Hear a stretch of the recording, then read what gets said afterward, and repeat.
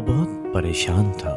ہر طرف مسلمانوں پر ظلم تھے، بچوں کی چیتھڑے اڑائے جا رہے تھے، مسلمان کاٹ کاٹ کر پھینکے جا رہے تھے۔ بھوک، افلاس، غربت، سب کچھ مسلمانوں پر مسلط تھا۔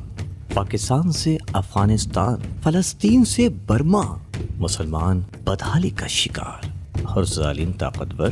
اس کی سمجھ میں نہیں آ رہا تھا کہ اللہ چپ کیوں ہے، کچھ بولتا کیوں نہیں۔ جب وہ میٹرک کا امتحان دینے گیا تو پرچہ بہت مشکل تھا، طلبہ پریشان تھے، رو رہے تھے، اور ممتحن وہ بالکل خاموش ٹہل رہے تھے۔ وہ اسی لمحے جان گیا کہ امتحان کے دوران استاد خاموش رہتا ہے